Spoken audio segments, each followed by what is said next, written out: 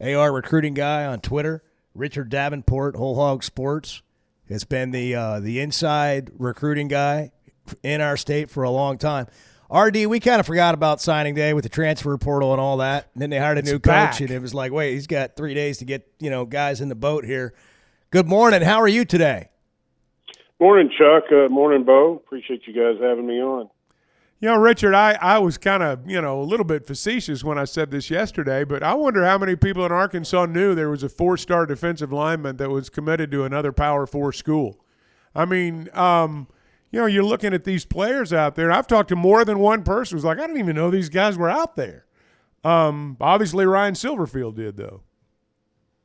Yeah, well, I think it happened early. If you're talking about Anthony Kennedy, who was committed to Miami at one time, the 4-star defensive lineman from Little Rock Central, he committed early to Miami and really kind of fell off the radar for a while. And then obviously, Coach Silverfield comes in and he recently decommitted. And then you also had Danny Beal from Cross County, another 4-star defensive lineman who was committed to Oklahoma State.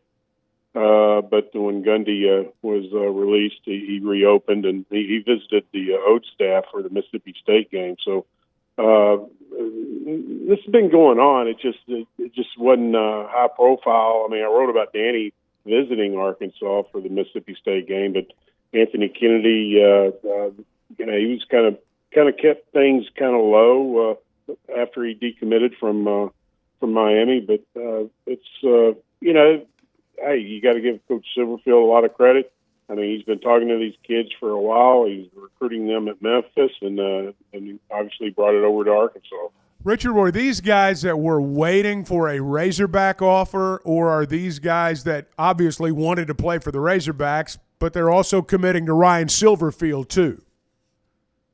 Well, and let's not, kid ourselves. I mean, when when Hunter Yurchek in the release said, with our new and significant financial investment in the football program, talking about obviously the more money and funding that's going into the program with Coach Silverfield, that helps. I'm not discounting what Coach Silverfield has done, but in today's world, you also have to have the financial resources to be able to achieve what you hope to do, and looks like he's going to have that as far as the resources.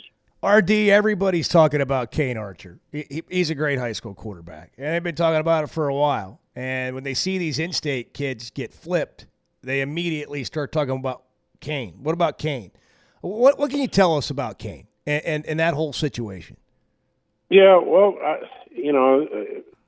do know that Coach Silverfield reached out to Coach Young at Greenwood, but he was asleep. I think it was Sunday night, and he called Monday morning, and obviously Coach Silverfield was very busy and didn't get back with him. And as far as I know, there hasn't been any communication since. A lot of things. There's a lot of movement, obviously, going behind closed doors, just because you're officially announced on Sunday, then on Wednesday you got the signing period. So you're talking to a lot of recruits, you're talking to a lot of parents, you're talking to your guys that are currently on the team, having meetings with them. So, but it appears right now that he's going to sign with Utah unless something happens. As of last night, nothing had happened as far as Arkansas and Kane Archer, but that's where we are right now. Beyond flipping these kids, which has been well documented now, what has Silverfield been doing since he's been here in terms of high school recruiting? Reaching out to the commitments that are expected to sign today. I got 13 guys that are still committed. 4 guys, had conversations with Coach Silverfield, but Coach Silverfield, just felt like that they weren't the right fit. I think there's Keon Foster. I think there's a chance he may come back on board. He's a safety out of Alabama. I know there's still discussions with him about some stuff, but it's not NIL related.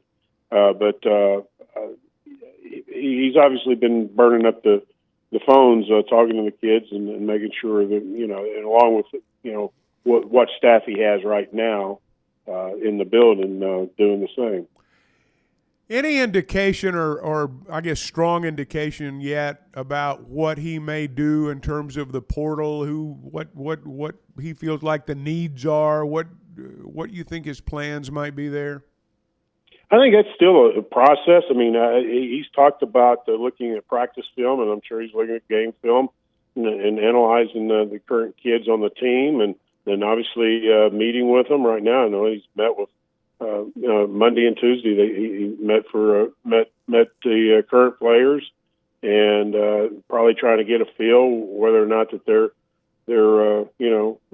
they have a desire to come back, or I'm sure he may be telling some that maybe that they don't fit what he plans to do going forward. But now I think Thursday or tomorrow, when we have the press conference with him, we'll have a better idea. But I haven't really been able to dive into what he's thinking about portal-wise because of the high school kids. What about players that were committed to Memphis? Guys that I think you wrote about this today. A couple guys that could flip their commitments and come to Arkansas.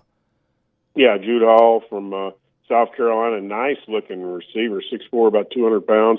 Had a nice offer list, and it was, he was committed to Memphis, and then he reopened, and he did tweet about an offer from Coach Silverfield. So I strongly suspect that he's going to be one of the signees, and then Brandon Love from Crowley, Texas, a cornerback.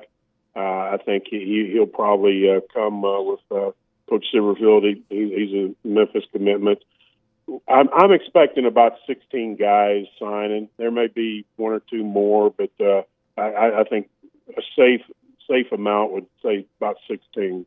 So what would you say about him as a recruiter, Coach Silverfield, on what you've seen so far? And you were obviously familiar with him at Memphis, but how would you rate kind of I'm not asking you to give him a grade, but if you want to, that's fine. But you're the guy that understands how all this stuff works, and how do you think he's done in a short period of time? Well, I mean, obviously, I think he's done well. I mean, I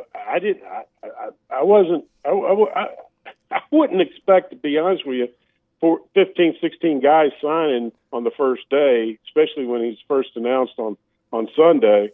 I think that's pretty impressive, and especially guys that really haven't had a long-term relationship with him. He's been able to convince them, that hey,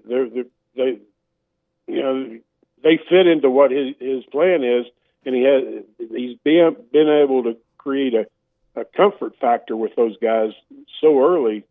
That's to me probably the biggest surprise, that probably about 15, 16 guys are going to sign with him, and probably about half or more have never really had any dealings with him in the past.